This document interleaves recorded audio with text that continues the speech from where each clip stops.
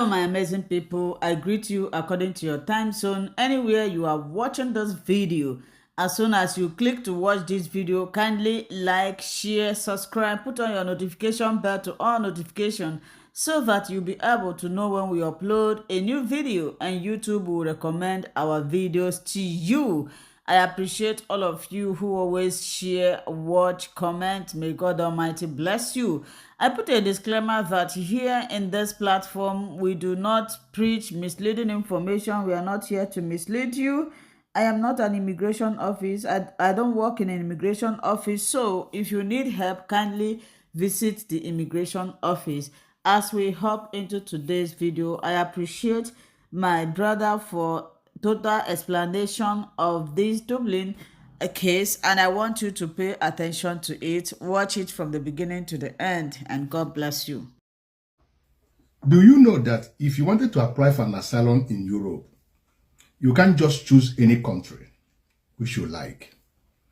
There is a rule called Dublin Convention that decide where your asylum claim will be guaranteed or processed. In this video, I will break it down in simple terms so you will understand how it works when you come to seeking asylum in the European Union. The first country that you enter, according to that Dublin Convention, will decide where your application process will be processed or where you will stay. So let's start from the beginning. What is Dublin Convention? The Dublin Convention, now called the Dublin Regulation, is a law in the European Union that decides which EU country is responsible for processing your asylum application. It was first signed in Dublin, Ireland in 1990 and has been updated a few times, with the latest version being Dublin 3 in 2013. Why this exists? Why was this agreement reached by all these European countries that they call Dublin Convention? If you pay attention, this system was created for so many reasons. There are reasons that make them to come together to create this thing to help distribute asylum seekers, especially those who are arriving through the port seas of many European countries, so that they will have what is called even distribution of asylum seekers in all the member states. So these are the systems that make it work. One of them is to stop people from applying for asylum in multiple countries, because most often many people apply for asylum in multiple countries. Some can go to Germany and they seek for asylum. Some will go to maybe Italy or maybe Spain to go apply for asylum from here to here. So they put this Dublin Convention or Dublin Regulation to checkmate all these things, not allowing people to seek asylum in this country and also go to this country to seek for an asylum.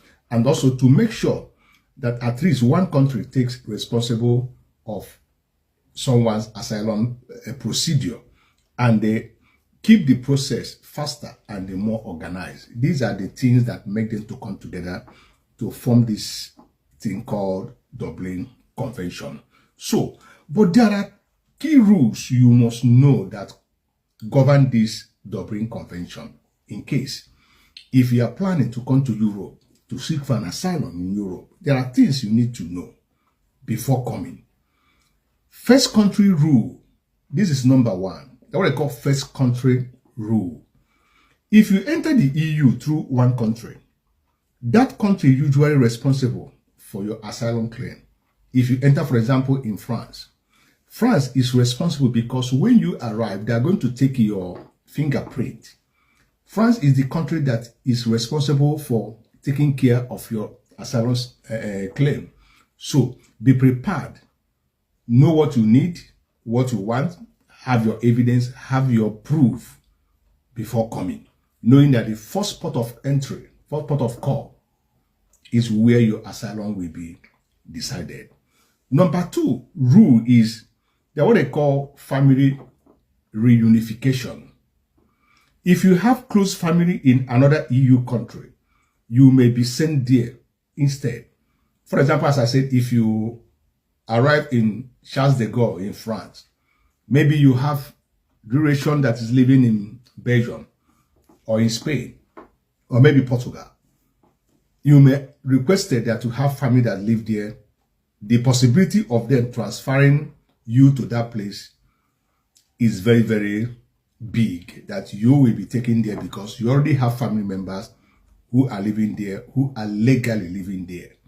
So they will like to take you there so that your application process will be processed there. So there are things you need to look critically before taking a decision to come and seek for an asylum in Europe. Number 3 is that fingerprint in Eurodac, that what I call Eurodac. When you arrive, your fingerprints are taken and they added to a database to track your entry. So when as I said, in your first port of call, your fingerprint is taken. So if you go to another country to take for an asylum again, once they take your fingerprint again, they will know that you already taking fingerprint in one country. So they will requested for that country, ask them that they want to bring you back to that place so that that will be the place that you will seek that asylum, and that is where your asylum will be processed. Then number 4 is transfer between countries. If you apply in another country, you might be sent back to the first one, as I already said before. Then there are what they call children's rights. Those who are minor, underage, who arrive unaccompanied, there are special protection for those, depending on the countries. That some we say under 18 years, some will say under 19, or some will say under 21, depending on the country that you arrive. If you are minor that is under this age, there are special protection. This Dublin Convention guarantee for such people to protect them. This is what they call international protection. So this law apply not just in all EU countries, but also including Ireland, Norway, Switzerland, and the Liechtenstein. They also signed this pact with the European Union. So these 4 countries I mentioned is also included. So if you are coming, be less assured that the first country, as I said before, you arrive, your fingerprint taken is a place where your asylum claim will be processed and every other things.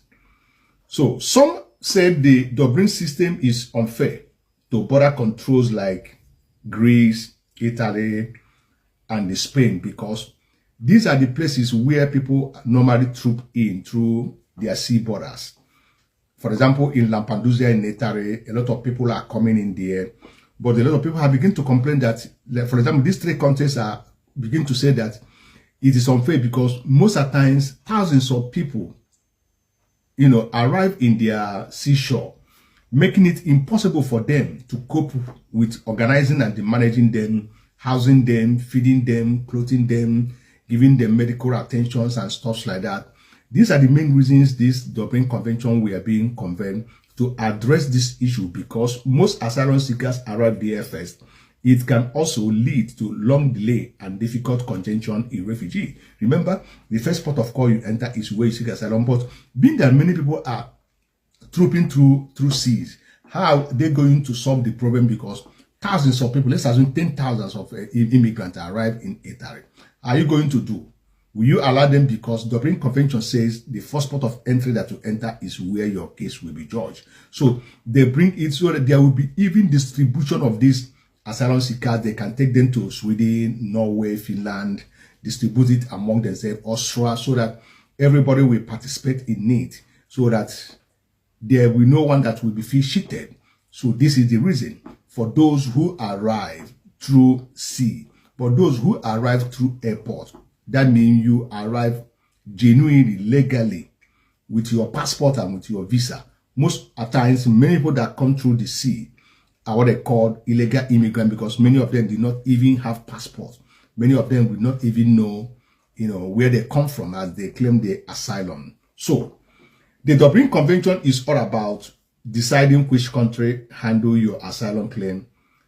If you found this video so helpful, my brother, please do not forget to like and touch the subscribe button for more information, tips, and share this video to help others understand their right in Europe when it comes in terms of seeking asylum in Europe.